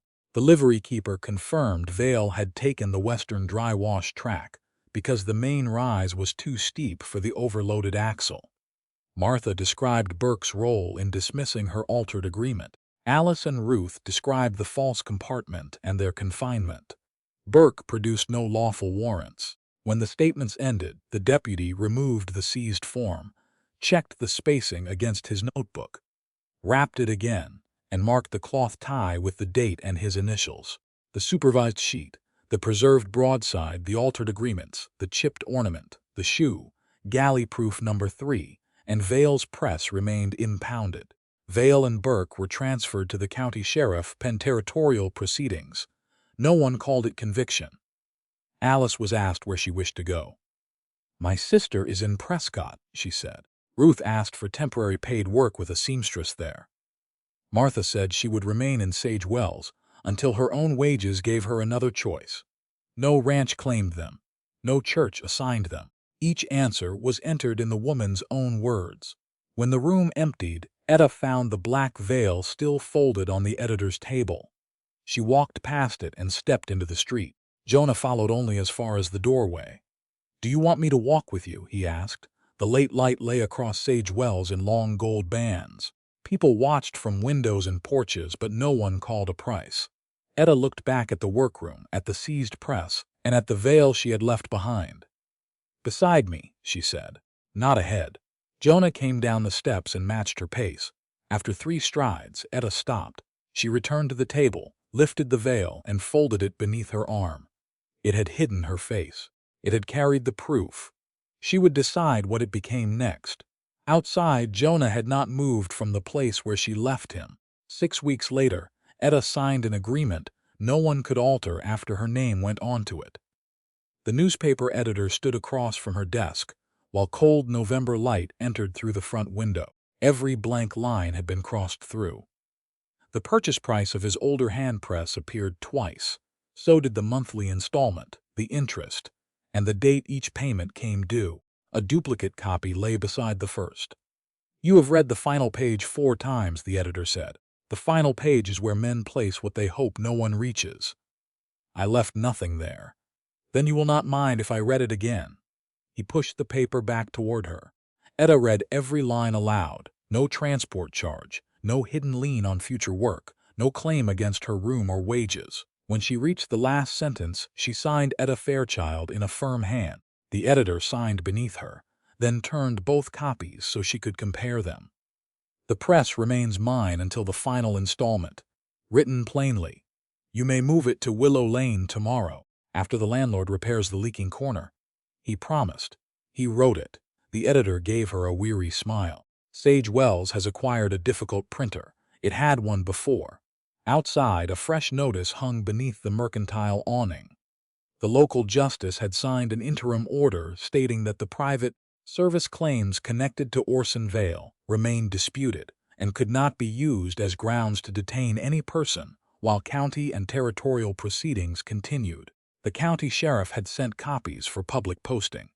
Vale and Burke remained in county custody. No verdict had been declared. Etta corrected anyone who called the matter finished. Alice Ward was living with her sister in Prescott. Ruth Hanley had accepted paid sewing work there after reading her agreement before 2 witnesses. Martha Bell had taken a position at the Sage Wells Hotel laundry under terms naming wages, lodging, hours, and her freedom to leave. The document carried no blank lower field. Etta had printed it herself. The narrow storefront on Willow Lane had 1 front room, a smaller sleeping room behind it, and a roof corner that no longer leaked. Brown paper covered the window while Etta and the editor's apprentice moved typecases inside. The press arrived last, strapped upright on a low wagon and eased over planks 1 iron foot at a time. It was older than Vale's machine and slower through the impression. 1 roller squeaked. The feedboard bore a dark crescent from years of inked hands. It had never hidden a woman behind its cabinet. By late afternoon, the press stood level. Etta ran a blank sheet through, checked the guides, and listened to the old frame settle. "It will do," she said. "That sounds almost affectionate," Almira Prentice said from the doorway. She carried a folded list and a small purse, 25 horse sale cards, Mourning Dove Ranch at the top. Dates large enough for men who claim they do not need spectacles. Etta read the copy. "Better paper will cost more. I understand price. No friendship reduction. No charity increase. Almira counted the exact amount onto the counter. Etta wrote a receipt. Her first paid order belonged neither to Vale nor to the newspaper editor. It belonged to her. Almira touched the list but not the type tray. Jonah says the black colt may be ready by spring. Jonah thinks patience can persuade anything with 4 legs. It has encouraged him beyond reason. She left before sunset. Jonah arrived soon after with dust on his coat and his right glove tucked into his belt. The rope burn across his palm had closed, but the new skin remained red.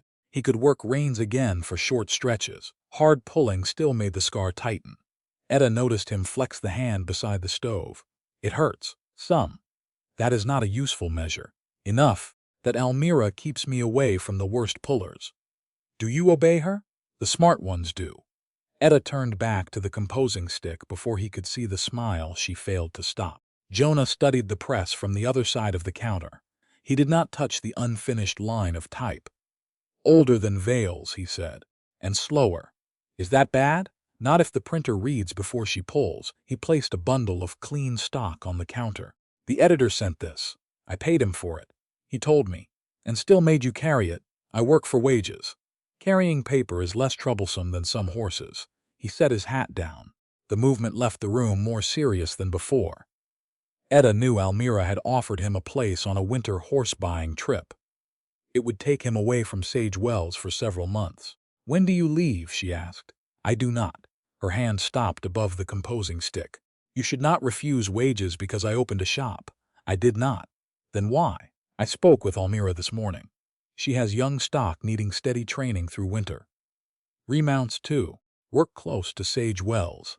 At the same wage, lower at first. Jonah. I said no. Good. Then she called me proud and offered more. Etta released a breath that almost became laughter. And you accepted? I did, because the work suits you. Yes. He waited, then added, the place suits me too. Etta set the composing stick down. Jonah's left hand rested on the counter. His scarred right remained loose at his side. I nearly turned back from Prescott, he said. When, after Halloran examined the proof, a writer said Burke had searched Mourning Dove, but you stayed. I wanted to ride north before the deputy finished tying the folio. Why didn't you? Because you gave me a route. He glanced toward the press, then back to her. Finishing it taught me that staying close is not always the same as standing with someone. Etta had asked him to leave when every instinct in him wanted to remain. He had obeyed the part of her that knew what the evidence required, not the part of himself that wanted to become the rescuer in the story.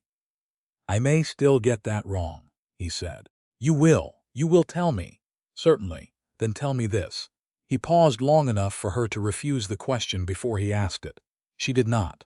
What future are you building? Etta looked around the narrow room. Typecases, paid stock, a press under written terms, a sleeping room no one had purchased for her.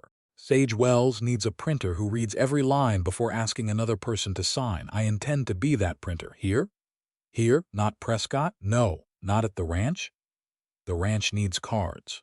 The town needs a press. Jonah nodded as if she had named a road he could finally see. Can you imagine marrying me? He did not kneel. He did not reach for her. He did not offer land he did not own or money he had not earned. The question stood free of threat. Etta could say no and still keep the room, the press, the wages, and her name above the door. The shop remains mine, she said. Yes, your wages remain yours to earn. They do not become a price paid for me. Agreed. Neither of us turns shelter into debt when the other wants to leave. Never. Etta held his gaze. And a wife's own name stays on her press. Jonah answered without delay. I would be ashamed if it did not. The old press gave a small metal tick as it cooled behind her. There is an adobe house halfway between town and Mourning Dove, Etta said. 2 rooms. Small stable. Bad shutters. I can mend shutters. The rent must be written. You will read it 4 times. At least. Jonah waited. He had become good at waiting where her choice began. Etta walked around the counter. Yes, she said. I can imagine it. He lifted his left hand and stopped before touching her. May I? Etta placed her hand in his. You may. Their first kiss came after the work. The wages, the terms, and the freedom to refuse had all been spoken. Later, after Jonah returned to Mourning Dove for evening chores, Etta unfolded the black veil across the press table. It no longer hid galley proof number 3. It no longer covered her face. She smoothed the heavy hem, picked up her shears, and set the blades against the cloth. The shears closed once and took a narrow ribbon from the black veil. Etta folded the remaining cloth and placed it in the bottom drawer beneath her composing sticks. She did not burn it. Fire had already destroyed one lie. The veil had carried truth, and she would not pretend otherwise. By March of 1889, the black ribbon lay across the work table at Fairchild Job Printing, beside a packet of corrected employment notices and sworn withdrawals. Morning light entered the Willow Lane storefront and caught the gold lettering above the window. Etta Fairchild, printer. Jonah had helped hang the sign after their quiet January marriage before the local justice. Almira Prentice and Martha Bell had signed as witnesses. The marriage record named her Etta Fairchild Kincaid. The press did not. The old machine behind the window had once belonged to the Sage Wells newspaper. One roller squeaked in cold weather, and the feedboard carried a dark crescent where years of inked hands had rested. It was slower than Vale's press.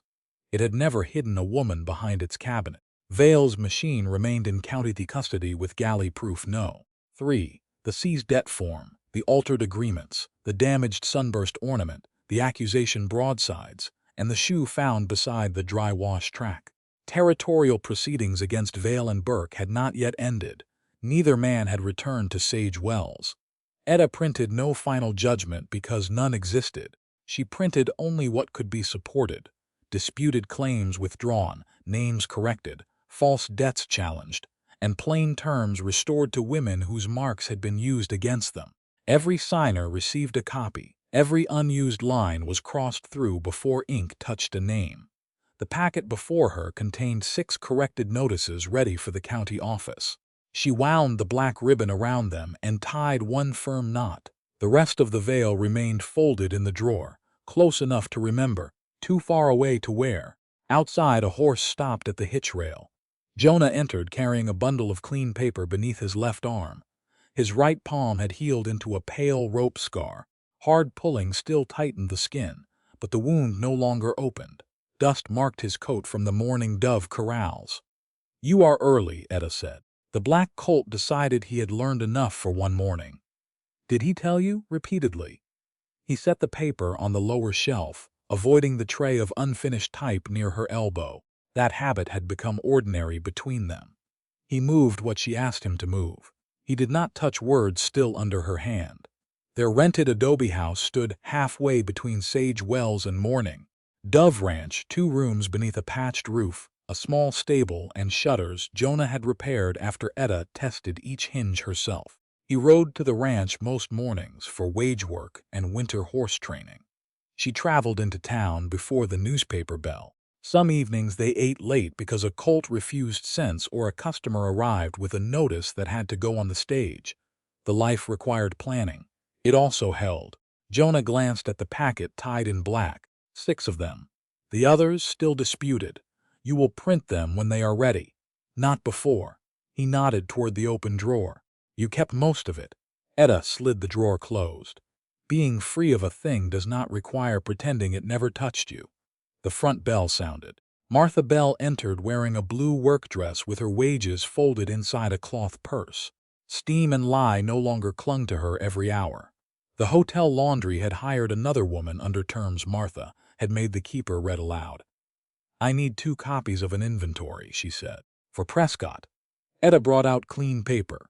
"You are opening the bank account. I am tired of hiding money beneath a mattress owned by someone else." She placed the wage envelopes on the counter. Etta counted the amount with her, then wrote a plain list naming each envelope and the total sum Martha intended to carry to Prescott. She prepared 2 copies and a cover letter addressed to the bank.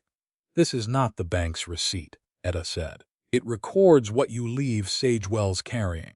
The bank gives you its own paper after it accepts the money." Martha read both copies before signing one. Vale used to say, printed words were stronger than memory they can be. Etta handed her the second copy. "That is why both sides keep one." Martha tucked the documents between stiff cardstock. Alice wrote from Prescott. Her sister found her work at a boarding house. Work she chose? She underlined that part. Good. Ruth is still sewing. Says the seamstress lets her keep her own wages. Martha's eyes moved to the black ribbon around the corrected notices. You cut the veil. One strip. Why not destroy the rest? Because it hid me once. It also carried the proof. Martha considered the answer, then gave a small nod. She had never offered Etta easy forgiveness. What stood between them was better than easy. It was honest. After Martha left, Almira arrived in the Mourning Dove buckboard to collect 25 horse sale cards. Each bore a small mourning dove above the ranch name, followed by dates large enough to read from a hitch rail. Almira inspected every card as though buying breeding stock. Men who refuse spectacles should manage these. That cost extra. You mentioned it. Almira counted the full price into Etta's palm. No friendship discount. No charity increase.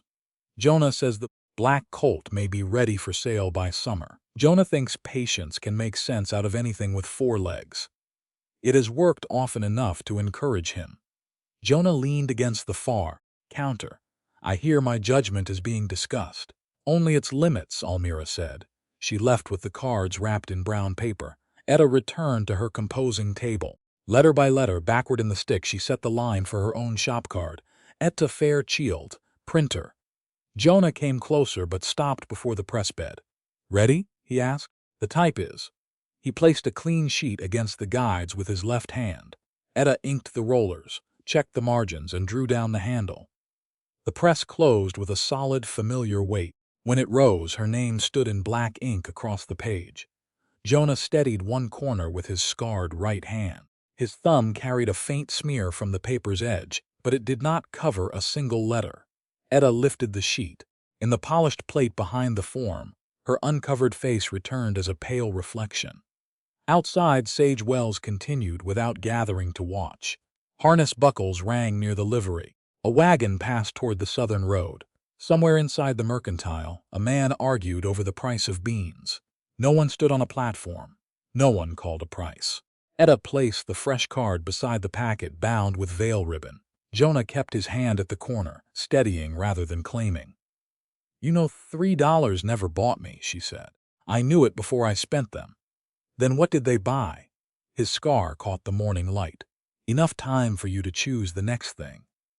Etta looked through the open shop door toward the road that divided beyond town, one branch leading to Mourning Dove Ranch, and the other to the adobe house they had chosen together.